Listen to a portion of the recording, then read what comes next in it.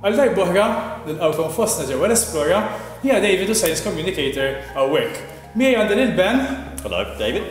Sometimes during this show I will have to switch to English, otherwise me and Ben won't be able to communicate. Oh, thank you very much, David. U l-esperiment għallum jismu il-Whoosh Tube. Il-tube li nitkellmu fuq huwa dan.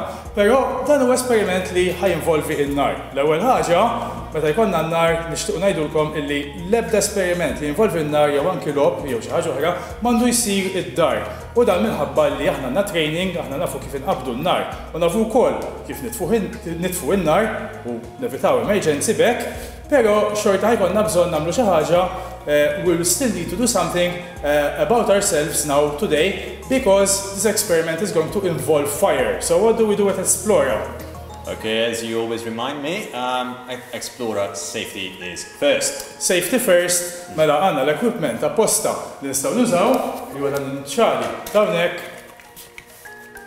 għan il-bsuħ hekk u bekk jipproteġina kontra forsi xi fjammi li qabbli ikollna waqt dan l-esperiment.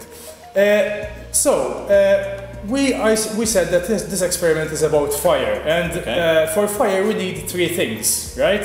Okay, I think you're referring to the fire triangle. That's it. And as far as I remember, the three things are obviously the first one, fuel, second, oxygen, and lastly, we need heat.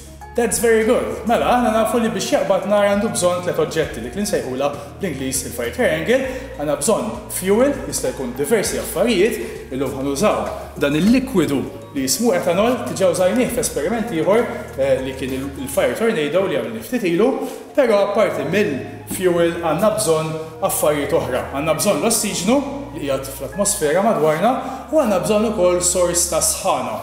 Darba ħanużaw lighter, pero sors ta' sħana jista' jkun ukoll xi tip ta' fjamm oħra jew inkella spark, xi ħaġa li ħatibda dik ir-reazzjoni bejn il-fuel u l-ossiġnu.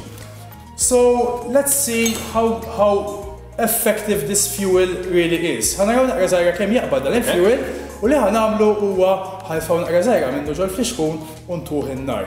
We're going to pour just a little bit of that fuel inside our bottle over here. I think you can use that beaker to measure an exact quantity. We don't need a lot because it's very flammable. U minn hemmhekk se jmur fil-fliexkun tal-plastik u mbagħad ħanqabduh.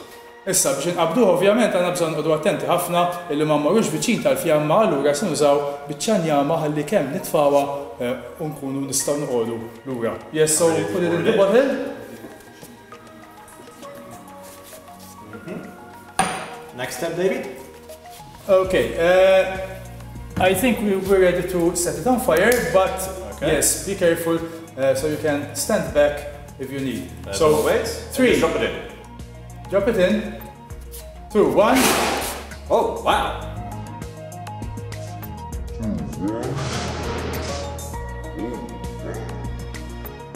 That was quite whooshy. It was quite whooshy.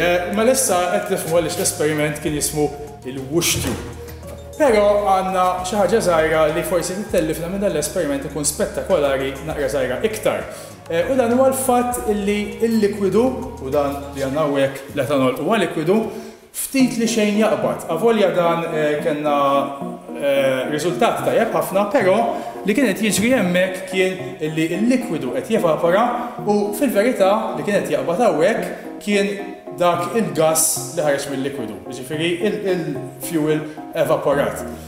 Li ħanagħmel issa huwa xi ħaġa biex nipprova jiena minflok inħalli l-likwidu hemmhekk isir kollu gass, jew inkella ħafna minnu isir gass. So I'm saying that liquids usually don't burn very easily. What I'm going to do next is I'm going to transform my liquid mostly into gas and see how the experiment changes if we do that.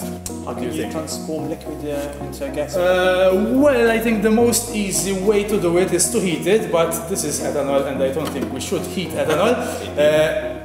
Mod faċli ħafna kif inbidlu likwidu ġo gas huwa li nsaħħnuh, però dan huwa jaqbad ħafna, allura ma naħsibx li idea tajba illi nsaħħnuh jew nagħmlu xi fjamma viċin tiegħu.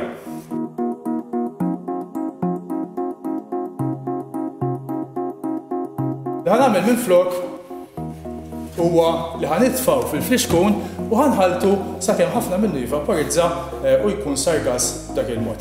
What I'm going to do is, of course, as we said, we're not going to use any flames to heat this up, but we still need it to turn into a gas. So what I'm going to do is just use my mechanical action like this, give it energy, and that energy is changing some of the liquid to gas. Mela nitih l-enerġija jiena billi nħaltu b'dan il-mod u kif qed taraw il-likwidu qed jaqbes ġol kixkun ħafna minnu qed jevapora u jsir gas. Mela jiena ħanirrepeti dan l-esperiment u lid-darba naraw forsi jkollni xi differenzi f'dak li jiġri. Ħu dan. So Ben, I'm going to try it out now. Over here is full of gas from that ethanol and hopefully we'll have a better result. Okay. What do you say? Let's see what happens. Mela, I'm ready. Tnejn. Wieħed.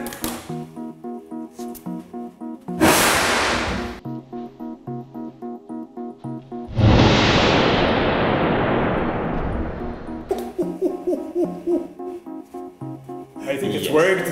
I think so. That was a whoosh and a half. Well done. Kif rajtu mela jekk biddilna l-fuel ġo gas ħajkonna fjamma F-type b'saħħitha u dan huwa l-istess prinċipju li żew rockets, karozzi u ħafna modi oħra tal-ivvjaġġar biex iqabdu l-fuel u bekk ikun nistgħu jkollna dik li ngħidula combustion engine. Grazzi ħafna u narawkom id-darba li jmiss. Bye.